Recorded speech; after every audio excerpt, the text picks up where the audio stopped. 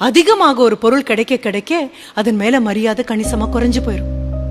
அப்பா அம்மாவா அன்பு அதிகமா கிடைக்குது. அந்த அன்பு அதிகமா கிடைக்கும் போதுதான் நமக்கு அவங்க மேல கோபம் வருது. எப்போ இருக்கிறவங்க தானேன்னு தோணும். வீட்டுல ஒரு நாற்காலி இருக்கிற மாதிரி, ஒரு பெஞ்ச் இருக்கிற மாதிரி, ஒரு லைட் இருக்கிற மாதிரி, ஒரு ஜன்னல் இருக்கிற மாதிரி, தாய் தகப்பன் தானே எப்போ இருக்கிறவங்க தான் தோணும். ஆசிரியர்கள் தானே எப்போ இருக்கிறவங்க தானேன்னு தோணும். எந்த பொருளுக்காக தேடலையோ, எந்த பொருளுக்காக பாடுபடலையோ, எந்த பொருள் எனக்கு கிடைக்காம கிடைச்சதுங்கிற அந்த ஆச்சரியம் உங்க கண்ணுல இல்லையோ, அந்த பொருள் மேல அலட்சியம் அதிகமாக இருக்கும். எல்லாம் வசதியா வந்தாலும் வளராது. ஒரு விவசாயி போய் ஆண்டவங்கிட்ட ரொம்ப கோவத்தோட போய் கேட்டிருக்கான், உன் கண்டிப்பா இறைவா நான் உன்னை நம்பவே முடியாது. ஏன் தெரியுமா? வேண்டாத நேரத்துல வெயில் அடிக்கிற, வேண்டாத நேரத்துல காத்து வருது, வேண்டாத நேரத்துல மழை வருது, இப்படி பயிருக்கு உதவாத எல்லாம் வந்துட்டே இருக்கும் பொழுது எப்படி விவசாயம் பண்ண முடியும்? உனக்கு கண்டிப்பாவே விவசாயத்துறைக்கு ஒரு அமைச்சர் வேணும், நல்லா புரிஞ்ச ஒரு நபரா வேணும். சிரிச்சுட்டே இறைவன் சொன்னானா, எனக்கு நிஜமாவே அப்படி ஒரு ஆள் இருந்தா நல்லதுதான். எத்தனை வேலையை தான் நானே பார்க்க முடியும். உங்ககிட்ட கொடுக்குறேன், ஆனா மொத்தமா உலகத்தையே கொடுக்க முடியாது. நீ எப்படி பாப்பேன்னு எனக்கு தெரியாது. ஒரே 1 ஏக்கரா பூமி முதல்ல தொடங்கு, ஒரு 6 மாசம் எடுத்துக்கோ. இந்த 6 மாசத்துல மிக அழகாக நேர்த்தியாக பயிர் பண்ணிட்டேன்னு வை, உலகத்தை உன் பொறுப்புல விட்டாச்சு, அவ்வளவேதான். அடுத்த நிமிஷம் அந்த விவசாயி சொல்றாரு, கேட்ட போது மழை வரணும், கேட்ட போது வெயில் அடிக்கணும், கேட்ட போது காற்று வரணும். ஆனா எவ்வளவு கேட்கறனோ அவ்வளவுதான் வரணும். பூச்சி வரக்கூடாது, பூச்சி போட்டு எதுவும் வரக்கூடாது, வியாதி வரக்கூடாது, எல்லாம். சிரிச்சுட்டே ஆண்டவன் சொன்னான், நீ லேப்ல வச்சு அளந்து கிராஜுவேட்டட் ஜார்ல எடுக்கிற மாதிரி நீ கேட்ட அளவுக்கு ஒரு நானோ பார்ட்டிகிள் கூட அந்த பக்கம் இந்த பக்கம் போகாம அப்படியே கொடுக்குறேன். ஆனா நீ தான் பொறுப்பு. 6 மாதம் சரி. அது எப்படி? இந்த பக்கம் வயல், அந்த பக்கம் வயல், முன்னால வயல், பின்னால வயல், நடுவுல 1 ஏக்கரா நிலம், உழுது பண்பட்டு தள தள தளன்னு எங்க விதைய போடு பார்க்கலாம். நான் இப்ப முளைக்கிறேன் காத்து நிற்கக்கூடிய புலம், நிலம் கூட இல்ல, புலம், அரபிள் லேண்ட். அவ்வளவு அழகா தெய்வம் கொண்டு வந்து கொடுத்தாச்சு. பக்கத்துல இருக்கிறதுலாம் ஒரு கல்லும் முள்ளுமாக இருக்கு, பூச்சி பொட்டெல்லாம் அண்டி கிடக்கு, பாம்பு பல்லி பேத்தேள் எல்லாம் இருக்கு. இவரோட அவ்வளவு சுத்தமா இருக்கு. விதைச்சாச்சு. மற்றதுல மண்ணு விரிஞ்சு விதை வரதுக்குள்ள இவரோட நல்ல உயரம் வந்தாச்சு. ரொம்ப அழகா இருக்கு பாக்க. எப்ப வெயிலே வா, வந்தேன், இவ்வளவுதான் வரணும், வந்தாச்சு, போ போயாச்சு. காத்து அடி, இவ்வளவுதான் தண்ணி விடணும், இதுக்கு மேல தண்ணி தான் செடி தாங்காது. சரி, என்ன கேட்கிறாரோ, எவ்வளவு கேட்கிறாரோ, எப்பெல்லாம் கேட்கிறாரோ அப்பெல்லாம் கொடுத்தாச்சு தெய்வம். ஆச்சு. 3 மாதம் முடிஞ்சு 4 மாதம். பக்கத்து இதுல பாத்தீங்கன்னா பாதி செடி சுருண்டு இருக்கு, ஏதோ பூச்சி அரிச்சிருக்கு, ஏதோ கிளியெல்லாம் வந்து கொத்தி இருக்கு, எல்லாம் எதுவுமே நல்லா இல்ல. இவரோடதா கண்ணே பட்டுற மாதிரி அவ்வளவு அழகா இருக்கு. தாங்கவே முடியல இந்த விவசாயிக்கு. எவ்வளவு அழகா விவசாயம் பாக்குறேன். இறைவன் முழு பொறுப்பை என்கிட்ட கொடுக்க போறாரு. இறைவன் கிட்ட சொல்றேன், பத்தியா, ஒரு விவசாயி விவசாயம் பண்றதுக்கும் இதை பத்தி எதுவுமே தெரியாது இறைவன் பண்றதுக்கும் எவ்வளவு வித்தியாசம் இருக்குன்னு நான் கேட்க போறேன். முடிவு எடுத்தாச்சு. நாளைக்கு அறுவடைக்கான நாள். பக்கத்துல பாக்குறாரு, இங்க பாக்குறாரு. பெருமை தாங்க முடியல. கதிரெல்லாம் அவ்வளவு அழகா நிக்குது. ஆனாலும் ஒரு விவசாயி என்ன பண்ணுவார் தெரியுமா? நாளைக்கு அறுவடைனா இன்னைக்கு போய் கதிரை கிள்ளி உள்ளங்கையில வச்சு ஒரு தேய்ச்சு பாப்பாரு, எந்த அளவுக்கு பால் பிடிச்சிருக்குன்னு பாக்கணும் அப்படின்னு.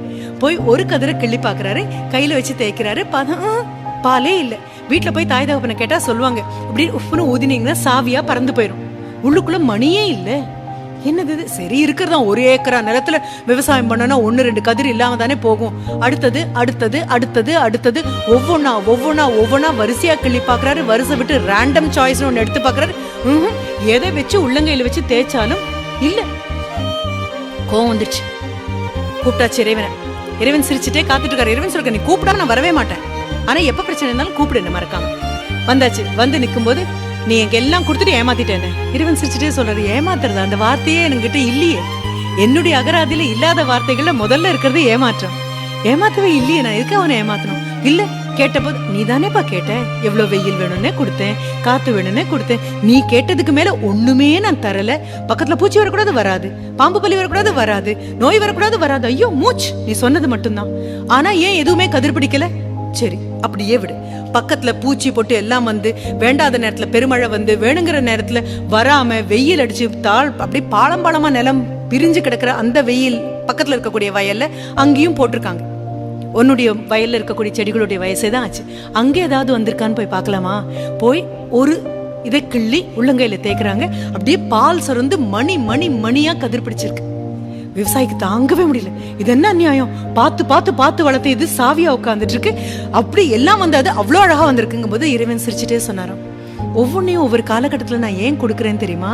எல்லாமே வசதியாக கொடுத்து, எல்லாமே அழகாக கொடுத்து, எல்லாமே இனிமையாக கொடுத்து, ஏமாற்றங்கள் இல்லாம, தோல்விகள் இல்லாம, துவளல்கள் இல்லாம, துன்பம் இல்லாம வாழ்க்கையில இனிமை மட்டுமே கொடுத்துட்டு வந்தா, அதுவும் கேட்ட அளவு கேட்ட போதெல்லாம் கொடுத்துட்டு இருந்தேன்னா, இப்போ உன் செடி இருக்கு இல்லையா, இதுல விளைஞ்ச கதிர் மாதிரி பால் பிடிக்காம 10 பேருக்கு உதவாம சாவியா தான் போகும். வாழ்க்கையில போராட்டம் இருக்கும். வேண்டாத நேரத்துல பெருமழையா நான் கொட்டும் போது மண்ணுக்கும் செடிக்கும் தெரியும் எத்தனை உறிஞ்சினா போதும், அதுக்கு மேல உறிஞ்சினா அழுகி போயிருவோம். இந்த அறிவு எப்ப கிடைக்கும்? அளந்து ஊத்தினா கிடைக்குமா? வேண்டாத நேரத்துல வெயிலான வெயில் கொளுத்தும். அப்ப அந்த வேருக்கு தெரியும் இன்னும் ஆழமா போய் தேடு, இன்னும் ஆழமா போய் தேடு. எங்கேயோ ஒரு சொட்டு தண்ணி கிடைக்கும், ஒரு சொட்டு தண்ணி கிடைக்கும். வேர் பாஞ்சு பாஞ்சு பாஞ்சு தேட ஆரம்பிக்கும். வறுமை வந்து தாக்க தாக்க தாக்க இன்னும் எங்க போய் எனக்கு அறிவு கிடைக்கும், இன்னும் எங்க போய் பார்க்க தோணும். பெரும் காற்றா சூறாவளி அடிக்குமா, இந்த ஆழமா போன வேர் என்ன பண்ணும் தெரியுமா? மண்ணுக்குள்ள போய் விரல் மாதிரி இறுக்கி பிடிச்சுக்கும். எத்தனை தடவை காத்தடிச்சாலும் பணிஞ்சு பணிஞ்சு படுத்து படுத்து எழுந்திருக்குமே தவிர வேரோட பிச்சுக்கிட்டு போகாது. இது அத்தனையும் நல்ல ஒரு கிளைமேட் நம்ம சொல்றோமே, பியூட்டிஃபுல் கிளைமேட் கண்டிப்பா இயற்கை கொடுத்ததே கிடையாது. ஹாஸ்டைல் கிளைமேட், முழுக்க முழுக்க உன்னை சோதிக்கிறதுக்காக, நெருப்புல தூவினா முளைப்பையான்னு பாக்குறதுக்காக. மலையாளத்துல ரொம்ப அழகா சொல்லுவாங்க, நெருப்புல தூவி முளைச்சிட்டேன்னா வெயில்ல கருக மாட்டேன், எத்தனை வெயில் வந்தாலும் கருக மாட்டேன், அந்த அளவுக்கு முளைச்சாச்சு. அப்போ இறைவன் காமிச்சாரு, இத்தனை கஷ்டத்திலையும் பால் பிடிச்சு கதிரா நிக்க கூடியது, கஷ்டத்திலையும் நிக்க கூடியது. காப்பாத்தி காப்பாத்தி காப்பாத்தி காப்பாத்தி வளர்த்து வந்தோம் அப்படின்னா ஏமாற்றங்கள் தெரியாது, தோல்விகள் தெரியாது, துவளல் தெரியாது. அடுத்தது, ஏதாவது ஒரு பொறுப்பை தயவு செஞ்சு வீட்டுல கொடுங்க. வீட்டுல பொறுப்பு கொடுக்கலன்னா நாடு பொறுப்பு கொடுக்கும் போது வாங்கக்கூடிய வலு கையில இருக்காது. ஒரு காலகட்டத்துல எங்களுக்கெல்லாம் கிளாஸுக்கு போனோமா, டேபிளை நகர்த்தி வைக்கணும், சேரை நகர்த்தி போடணும், அதுக்குன்னு தனித்தனி குரூப் வச்சிருப்பாங்க. கிளீனிங் குரூப் அப்படின்னு சொன்னா சிவக்கட்டையை எடுத்துக்கிட்டு வீட்டுல எத்தனை பணக்கார வீட்டு குழந்தையாக இருந்தாலும் தொடப்பு கட்டையை எடுத்துட்டு கிளாஸை கிளீன் பண்ணணும். ஒன்னு டெஸ்க் எடுத்து போடும், ஒன்னு பிளாக் போர்டை கிளீன் பண்ணும், ஒன்னு குடிக்கிறதுக்கு தண்ணியில ஒரு அண்டால கொண்டு வந்து வைக்கும். இதெல்லாம் இருந்த வகுப்புகள். இப்போ என் குழந்தை எதுவும் பண்ணிடக்கூடாது, எதுவும் பண்ணிடக்கூடாது, எதுவும் பண்ணிடக்கூடாது, என் குழந்தைக்கு கஷ்டமே வரக்கூடாது, இப்படித்தானே ஆண்டவனை கேட்கிறோம். நம்மளுடைய பிரார்த்தனையில ஒரு நேர்மை வேண்டாம்? என் பட்ட கஷ்டம் என் குழந்தை படக்கூடாதுன்னு கேளுங்க, அதுல ஏதோ கொஞ்சம் நேர்மை இருக்கு. என் குழந்தை கஷ்டமே படக்கூடாது அப்படின்னு சொன்னா அது என்ன வாழ்க்கை? இது என்ன பிரார்த்தனை? குழந்தைக்கு எதிரால நீங்க பிரார்த்தனை பண்றீங்க.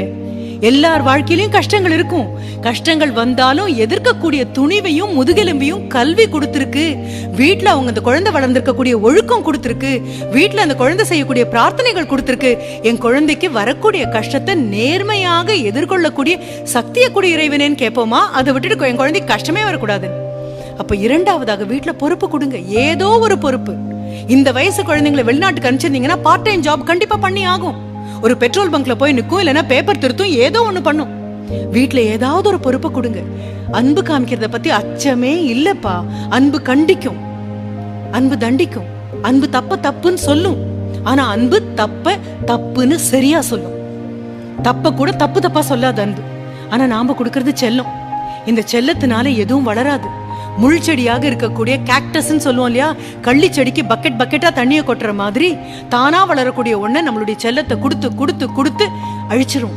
அதுவா தாண்ட வேண்டிய பள்ளங்கள் இருக்கு, அதுவா தடுக்கி விழ வேண்டிய மேடுகள் இருக்கு. விடுங்க. கை கால் வளர்ந்த குழந்தைய தூக்கி இடுப்புல வச்சுக்கிட்டு உதைக்குதேன்னு அழுதா எப்படி? ரெண்டு கையாலையும் தானே வாரித்துங்க குழந்தைக்கு நாமளா ஊட்டி ஊட்டி துப்புதேன்னு சொன்னா எப்படி? அதான் வந்தாச்சுல 18 வயசு. பொறுப்பு கொடுங்க. வீட்டுல அப்பாவுக்கு உதவியா இருக்கணுமா, பொறுப்பை கொடுங்க. அம்மாவுக்கு உதவியா இருக்கணுமா, பொறுப்பை கொடுங்க. டியூஷன் எடுக்கிறேன்னு சொல்லுதா, எடுக்க சொல்லுங்க, ஒரு தப்பும் கிடையாது.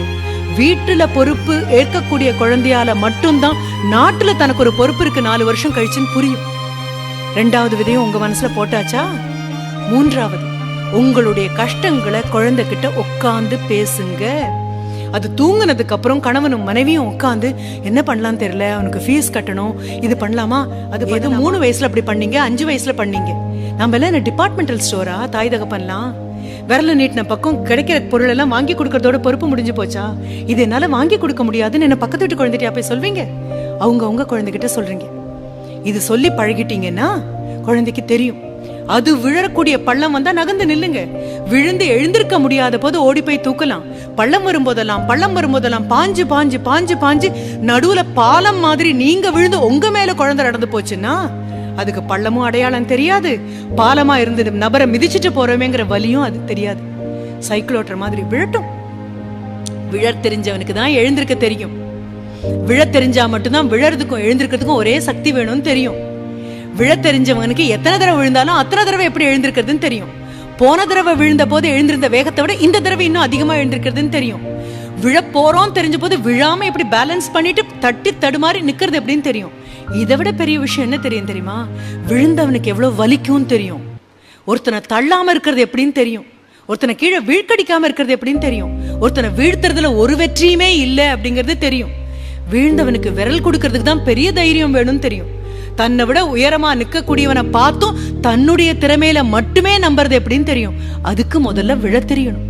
அதை விட்டுட்டு குழந்தைங்க விழற இடத்துல எல்லாம் போய் குறுக்க நின்னு அதுக்கு அன்புன்னு ஒரு பேர் சொன்னீங்க அப்படின்னா, குழந்தை பொறுப்பா வளர வேண்டிய குழந்தைக்கு பொறுப்பு இல்லாம வளர்றதுக்கு நாம தான் கொடுக்குறோம்னு அர்த்தம்.